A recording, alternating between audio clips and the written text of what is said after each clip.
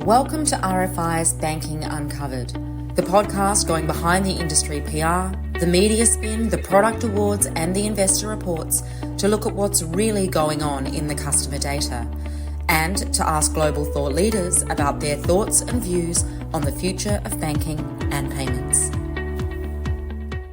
Welcome to Banking Uncovered, and for this episode we're going to be talking to two of my colleagues who are going to be talking us through all the latest data that we're getting from our Macromonitor program in the United States. So Macromonitor, our data program, talks to 5,000 households in the US. It's been running since 1978. It's a huge quantitative survey, and we look at the entire balance sheets of their assets and liabilities and ask them every question about their banking, their finances, their wealth, their investments. So it's just come out of field. We've got a huge amount of new and exciting data in obviously an economic landscape where there's a lot going on. So I'm delighted to welcome Luke Allchin, who is our research director, and Jim Langston, who is our commercial head for North America. So welcome to the show, guys, and thanks for joining us. Thanks for having us. Yeah, great to be here, Charlie. Great. So obviously, as we've said in lots of previous episodes of Banking Uncovered, 2025 feels like the year of the fintech. It's been 10 years now. 2015 was when everyone went, should we take digital seriously? Who are these fintechs? What are they doing? And after 10 years, we're really starting to see traction globally now. So I think Monzo, the UK neobank, has over 10 million customers. Revolut, every week, they're knocking it out of the park with a new statistic. The top 10 fintechs in the world now have more retail customers than the top 20 retail banks. So it really feels like this is the year of the fintech. But sort of counterintuitively, the United States has been a little slow to embrace digital banking, which, considering Silicon Valley and the power of the tech titans, seems quite strange. So we're finally starting to see that come through in the consumer data, that take up of digital banking. And are we seeing any differences, Luke, between what's going on with desktop banking and the new mobile banking? Yeah, I think I agree in terms of where we're at now in the US. Finally, we're starting to see some more significant movement in terms of that transition towards digital. I think one of the challenges maybe initially, while the US may have been a little bit slow to adopt digital, I think there's always been a greater onus and focus on some community banks and the idea of the importance of that branch and those in-person relationships, and why that is still important. And we still see in the data that a majority of customers still appreciate the ability to go into branch and have those in-person conversations.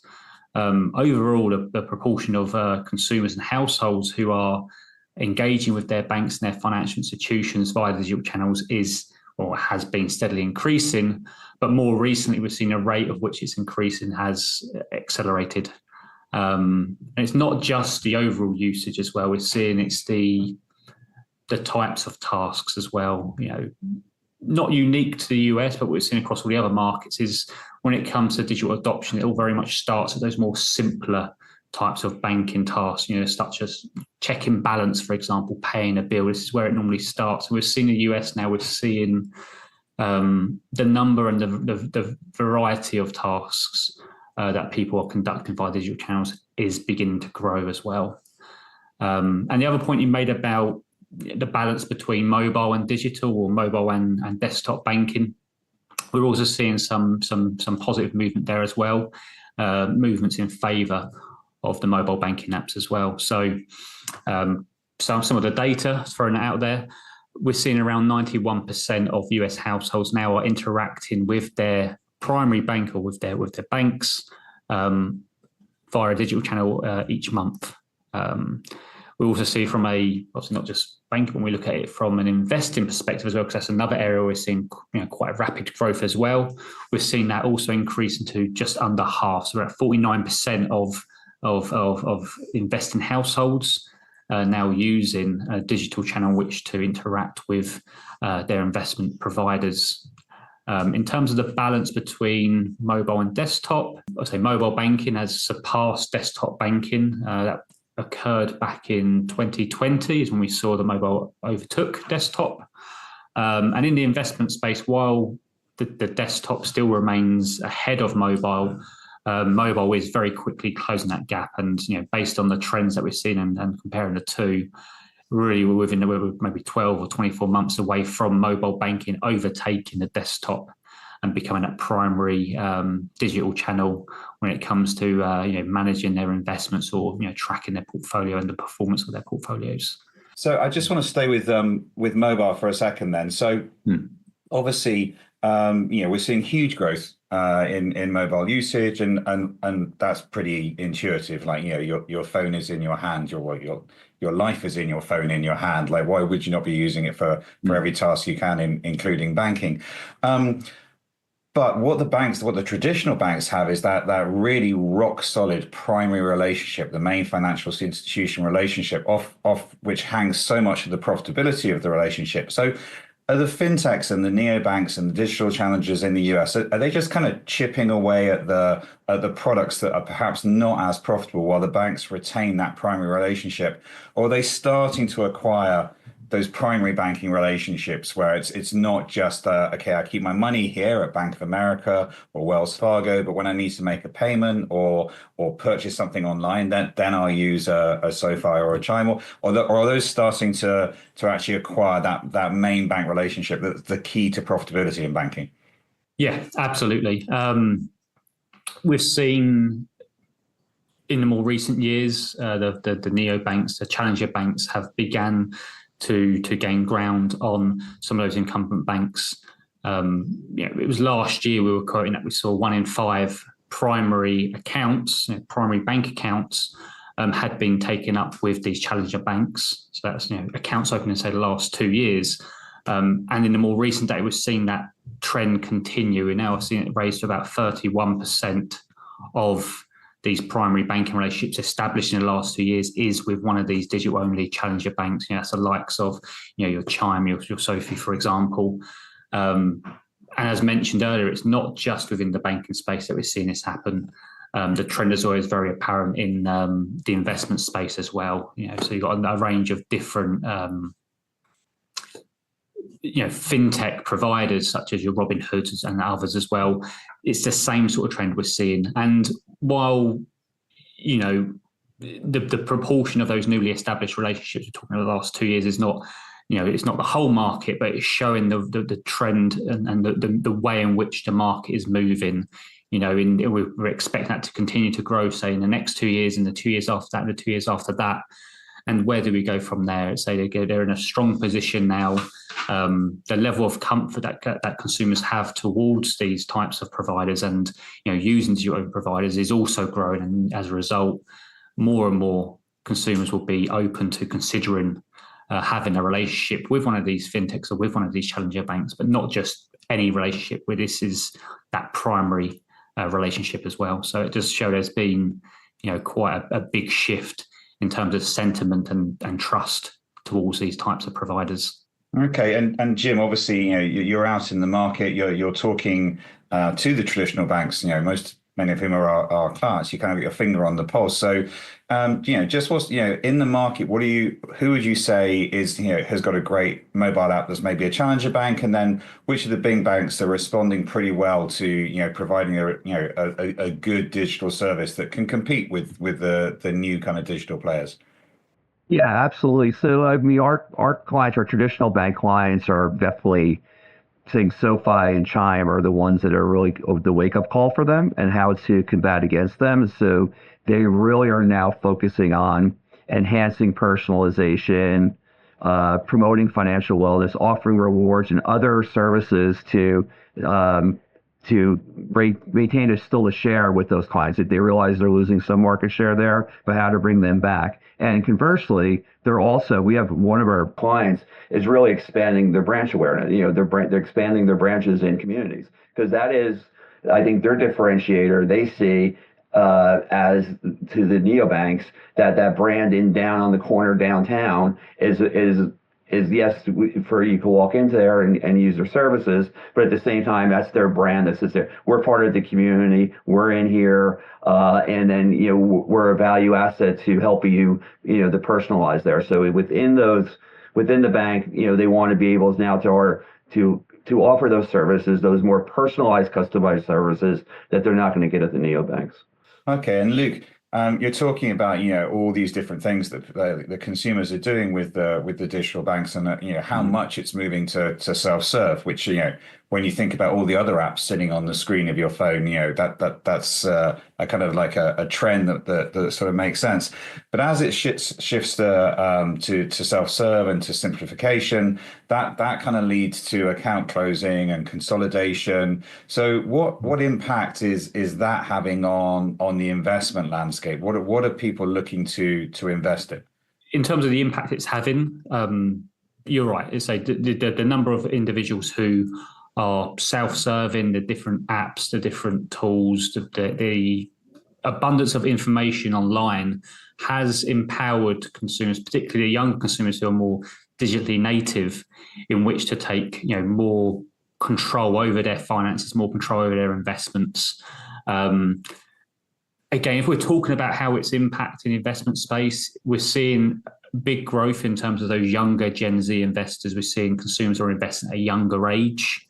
Partly is down to accessibility, not just in the sense that they can access it in their hands on their phone, but also, again, coming back to some of the fintech providers, like someone like Robinhood, for example, it made it able that these younger individuals with not much wealth, with not much money in their accounts, were able to open up a trading account, an investment account, and begin at an earlier stage. I think there used to be, the expectation, I think, I'd say a decade or 2 decades ago was, investing was more for older people with more wealth, whereas that's not the case. I think the shift we're seeing now is that investing is for everyone, and younger people are investing sooner. And in addition to that as well, I think stuff like what we're seeing in the cryptocurrency space, or like the crypto boom towards the end of 2017, undoubtedly that was a big changing part in the market. It sparked an interest among loads of young households, but also some of the teens of that time. And it meant that they've taken an interest at a younger age. And because there's more on their phones now, and because they can self-serve, and because they can find that information themselves, the idea of investing younger is no longer as daunting.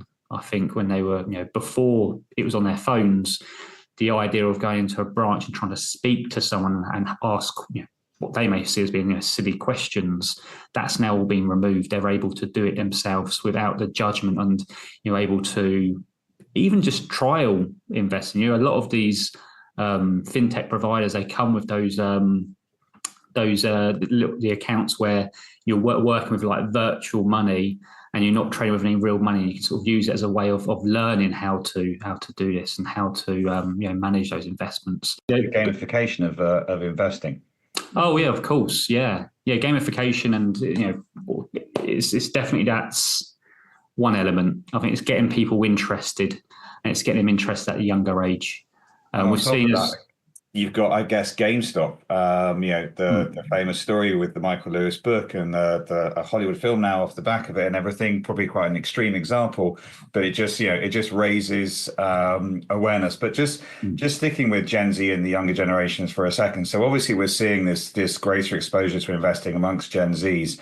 But as a result of what's going on in the market, are they going for are they still focused entirely on crypto and things that are swinging wildly, or is there across the whole market more of a shift away from that to more secure or traditional investments that perhaps protect you a little bit? I think the volatility we've seen in the stock market over the last 12 weeks is pretty much unprecedented. So how are we seeing people across the market react, and what are they investing in? Yeah, as a whole, the market as a whole, so not just focusing on those younger consumers, but all US households, at aggregated level, the appetite towards risk is similar to what we saw following from the 2008 financial crisis. So they have become more risk adverse. And as such, we've seen a growing number of households putting their funds in stuff like, in CDs, in the certificate of deposits, money market accounts as well. It's partly maybe down to their financial situations. We have seen there is some differentiation factors between those sort of lower middle income households and some of the higher income households. One of the most interesting trends we've seen in the latest wave of data is the shift in liquid assets. Household wealth as a whole has increased in the last 2 years, or increased during the COVID pandemic. But what we did see is, initially, so in sort of 2022, 2021, we saw liquid assets of households increase. People were not able to spend the way they were due to some of the restrictions put in place. And as a result, people were able to save more. But what we've seen since then, based on the rising, like inflation, as well as rising just general costs of living, those on lower incomes or those on middle incomes have actually started to dip into those liquid assets of theirs and started to burn through those funds that they had as almost like a bit of a safety net. Liquid assets are down, even though overall wealth is up. But as I said, among some of the higher income groups, it's a little bit different. I think they've been able to weather it a little bit better. They don't have as much, or they're not carrying as much debt, so they haven't had to face the impact of rising interest rates. But as a whole, we've seen the market have begin to move some of their funds towards the CDs, towards money market accounts, as well as crypto. We still see more people investing into crypto and US Treasury securities. But as a whole, I think there is a bit of a shift, and I think it is split between the two groups in the market. Those with the excess income who are able to maybe take more risks, looking to put money into some more higher yielding accounts.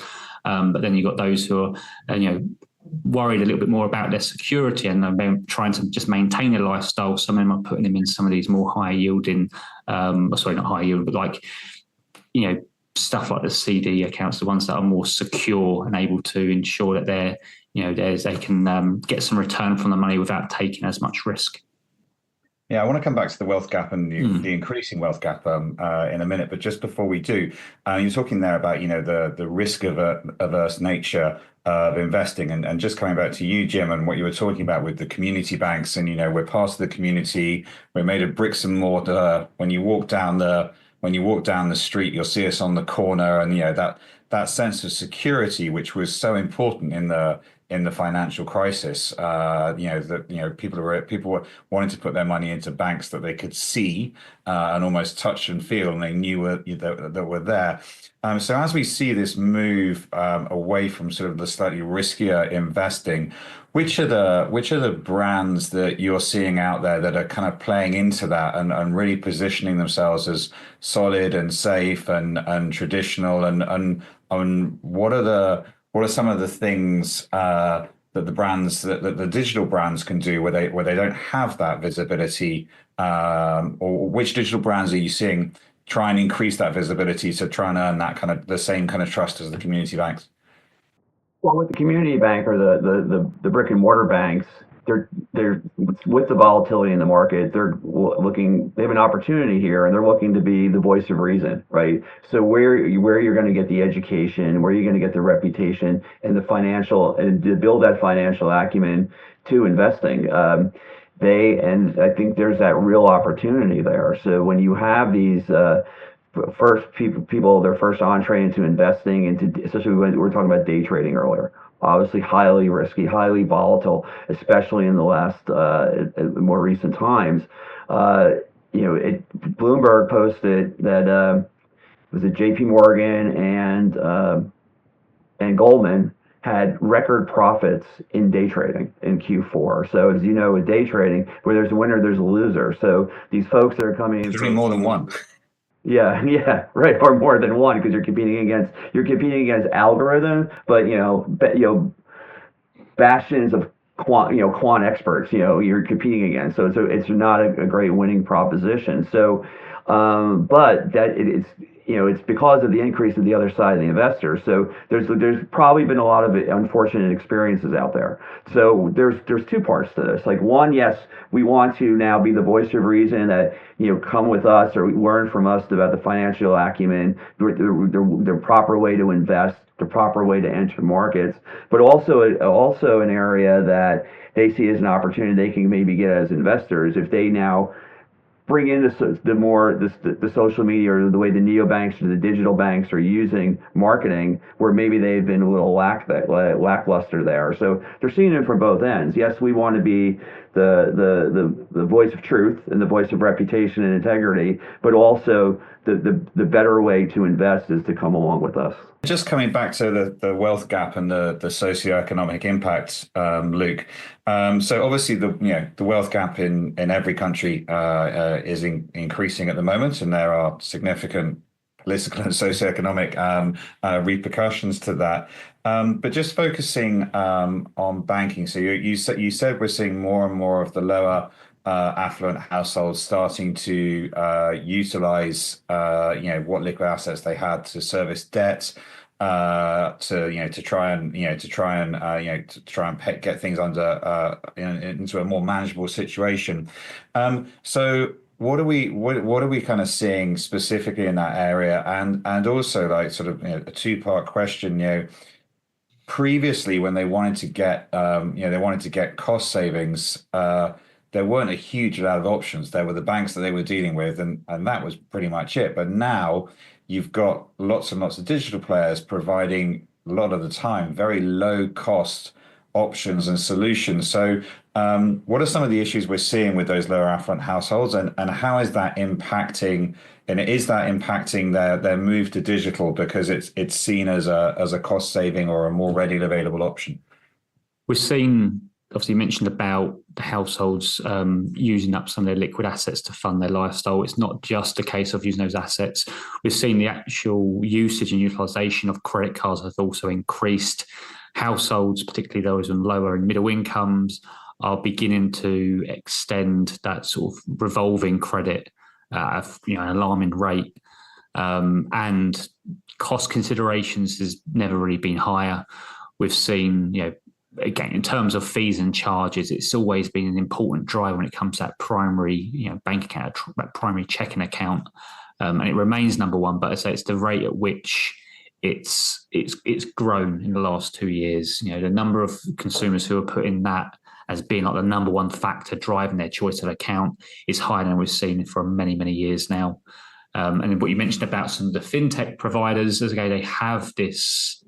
Whether or not the consumer has used a fintech before or not, there's always this perception around them that they are a more affordable option. The fact they don't have branches, they don't have that overhead, they're not.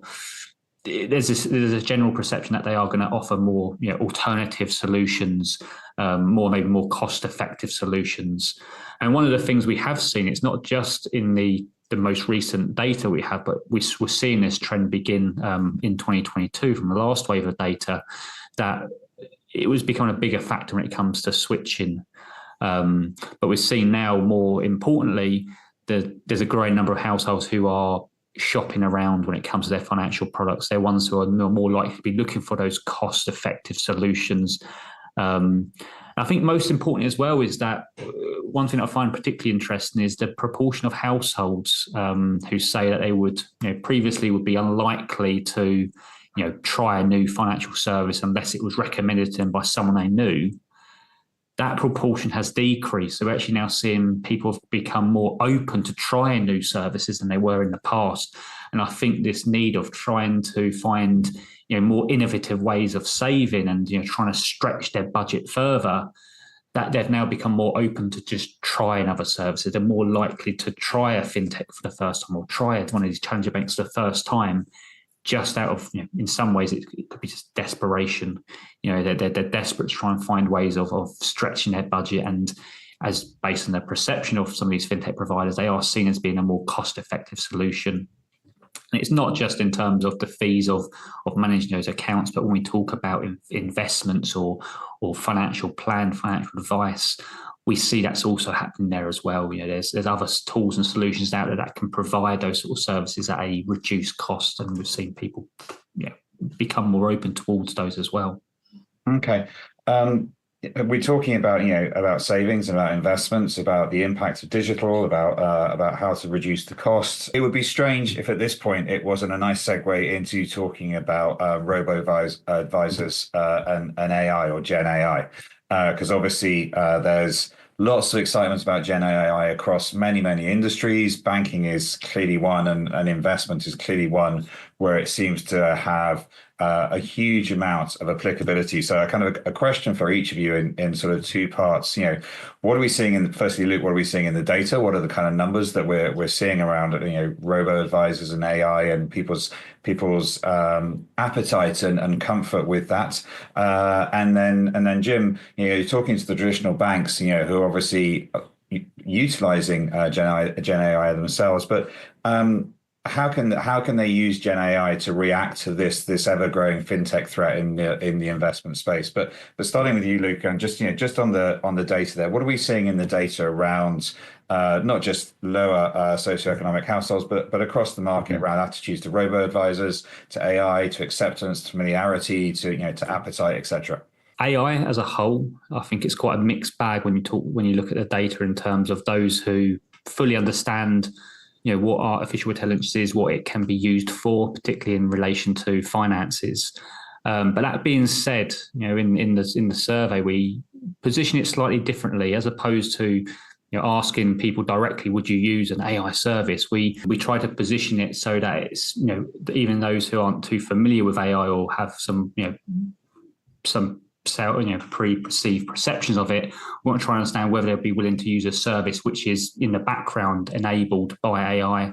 And we see that 50% of households said that they would be willing to put money in an investment account where it will set the risk levels and goals for them, and then the computer can make those day-to-day decisions, effectively using those robo-advisors. So we see around half of households said they'd be willing to do that. Although I think it's quite interesting as well is because other sort of sentiments that we track within the survey, we talk about the importance of traditional advisory services, and we know that there are a similar proportion of consumers that they would like to discuss their financial options before making decisions about them.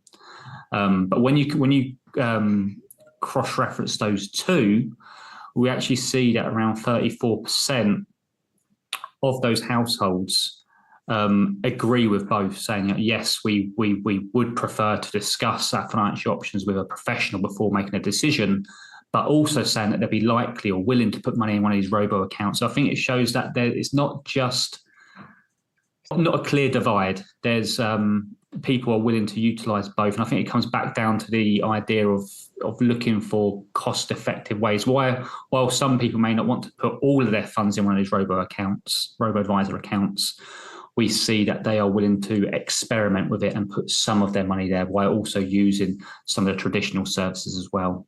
So it's almost like they want to talk to an advisor, a traditional advisor, and then based on that, hand it over to an AI-enabled account to manage it. But it's that human and AI combination. But Jim, how should and how are the traditional banks responding to that, and what are we kind of seeing from the implementation of Gen AI? Because I think J.P. Morgan have invested more in AI and Gen AI than any other bank in the US, but all the big banks are up there with their the dollars that they're investing in AI. So what are we starting to see play out in this space?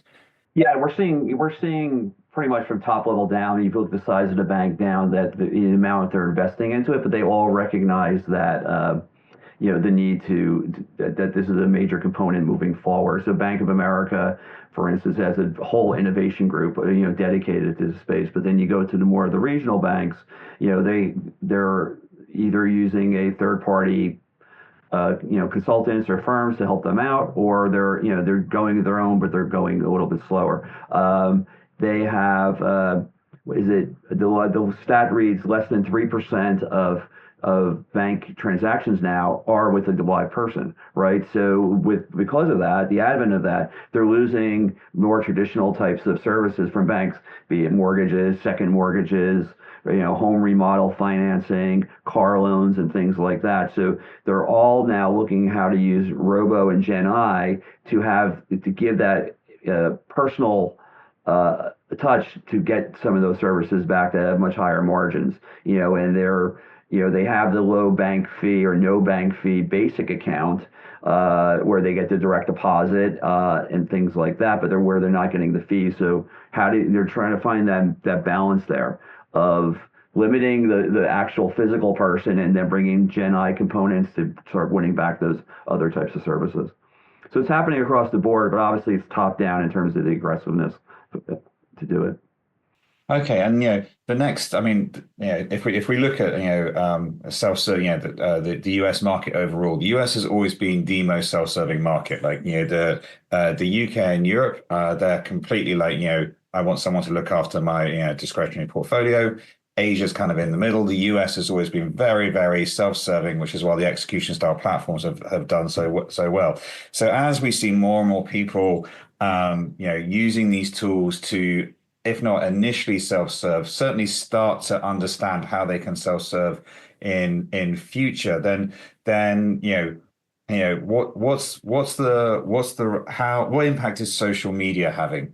Because in Singapore, we saw that Gen Z were going on to Reddit to get advice about which AI tool they should use in order to work out where to invest their wealth. And in that conversation, there is no bank in that conversation. They're going to Reddit to get advice from their friends about a Gen AI tool to invest their wealth. No bank is yet involved. Possibly it might be the bank that ends up with the money. But from a marketing point of view of winning the customer, that cuts the other conversation. So a question for both of you, but to start with Jim, what impact is social media having on the US banking landscape? And then Luke, how are we seeing that come through in the data? It's having a significant effect, and I think to the larger and more traditional banks, it's been negative because they're late to the game, right? So now they're starting to realize that they're now building their own social media groups, their social media divisions within their organization to help combat that. And it is a real opportunity. Going back to the investing before, bringing that traditional brand in is going to really help them, and that's how they see it. And I concur with them as being that bastion of truth, the voice of reason, to come back into when they has all these different types of services out there that they can really combat head-to-head with the non-traditional firms by having a Bank of America brand, the Citi brand in there, that we're doing these services, that we're in this space as well. Right now, they're seen as a generalist comment, but they're seen as maybe like, old school. They're doing a lot to rebrand themselves. Citi right now, for instance, is doing a whole change of, now they have a division called Citi Wealth, the whole rebranding of that whole area because they've been missing out, and now they're really trying to get back into it. So I think in time we're going to see them go full force in here and really be and get some of the back of that market share that they've been losing over time. And Luke, what are we seeing in the data, and not just the impact of social media, but you can't talk about social media without talking about influencers, or in the case of banking influencers, if I've managed to pronounce that correctly. I think I got twisted there slightly. But what impact are we seeing as social media and influencers, good and bad? Because I know that there's been both on the banking landscape. Talking about the figures themselves, that transition towards consumers using social media for their financial information, it has been steadily increasing. So we saw back in 2014 it was around 14%, and then in 2022 it doubled to 28%. And during that point in time, every wave we were tracking that information, and it's been steadily increasing. However, most recently, when we were in field at the very end of 2024, we saw that number jump all the way up to 44%. So while it had been a steady increase for a number of years, now we've really started to see it taking off. At 44%, and just under half of households saying that they have used social media for financial information. It's a rapidly growing space. I think what Jim said as well is that probably part of the reason why we've now seen this sudden growth is because some of the bigger and the incumbent banks are beginning to wake up and get involved in social media and starting to build out as well. Lots going on in that space. Again, coming back to talking about the cost considerations as well. We know that people need financial information, particularly during these more challenging times. And I think social media is just one of the ways that people are looking to try to reduce their reliance on some of those traditional advisory services. It wouldn't completely cannibalize it, but it's taken us a part of that away from it as a way of trying to reduce the cost or their reliance on some of those traditional services. And we see stuff like Facebook, YouTube, Instagram as being the primary social media platforms being used by these households when it comes to seeking information about their banking and about their finances. Okay. And then your point about the influence of the finfluencers, as they like to be called, it's a bit of a mixed bag. I think there are two different types, two very distinctive types of influencers out there. You have your likes of, people like Dave Ramsey, someone who is, he's written books about it. At least he has qualifications, and he's able to provide advice. Whether you or not you believe it's to be good advice, at least you can look at him and go, he has some qualification that means he's in a position to maybe offer his opinion or offer advice to people. But then on the other side, you see some of these influencers are, teenagers or someone who's 20-year-old trying to provide, investment advice or provide investment strategy and how to sort of get rich quick. And, people push in certain cryptocurrencies, some of these meme coins and we see, stories creep up every now and then about, someone, a large number of individuals have put their life savings in some cryptocurrency, new cryptocurrency, some sort of meme coin. And within a couple of hours, it's gone and they've lost everything. And I think that's really where there's a big risk. I think, again, there is some onus there in terms of the individual, not taking everything for face value, really sort of questioning and sort of trying to think about the integrity of that advice and the source of information. But no, I think more does need to be done to ensure that the advice that's being given out there is being done by, the professional, it's being offered by professionals. And I think, again, coming back to what Jim says in terms of more of the established banking providers and established financial institutions are now beginning to get involved. Hopefully we'll begin seeing more of this quality advice becoming available on social media, and hopefully it will dilute some of the less reputable or credible influencers out there who are offering at best misleading, if not completely incorrect advice to some of the younger generations, who are the ones, not only are the ones more likely to be using social media for that sort of type of thing, they're also the ones who are more likely to take risks. I think there's definitely a sort of sense of it's a gamification, gamblification. They're the ones more likely to be looking at investments as a way of to get rich quick, as opposed to trying to develop a proper strategy and a proper plan in which to build wealth over a longer period of time. Okay. But yeah, it's a mixed bag, I think, in terms of the influencers out there. There are good ones and there's bad ones, and really it just comes down to the individuals making an educated choice as to who they listen to. Yeah, and if I could chime in here, there's, on a positive side, it's creating awareness at a younger age, generally speaking, which could be an opportunity, again, for the traditional firms to come back in to help, as they get involved in social media, they jump into the deep end of the pool in social media, they can start pulling some of these folks earlier into their side, to learning out where the reputable places to invest and to get financial advice is. So again, they need to work on maybe product development that kind of sits in the middle, right? That attracts them, with the more way, the gamification or the more ways to allure the younger crowd. But also it's a recognizable, reputable brand. So anecdotal, 19-year-old son, second year at university, came to me just literally the other day. He wants to open up a Coinbase account, and I'm like, hold on, you're in college and you work part-time. Let's take a step back here. But when I was second year at university, I wasn't thinking of that at all. I was thinking of other things, right? So good or bad, right? So that brings it. But I think that there's also a positive here that the universe is expanding in terms of opportunities and age, and there's also an opportunity for those traditional firms to take harness of this and take advantage of it. Okay, fantastic. I think that's a great way to finish up, because we're out of time. But and it's a great it's great that people in their second year are thinking about investing. But like you, I'm of the vintage where that was the last thing in any second year student's mind. But great to also have a cautionary note, and much I'd love to discuss the ethics and the moral of who's responsible, as whether it's the individual or the bank. I think we'll leave that one to the regulators and the politicians. So Luke and Jim, thank you very much for your time. That was really insightful and valuable look into the US consumer banking market for 2025, and look forward to speaking again soon. Thanks again. Thanks, Charles. Thanks for having us.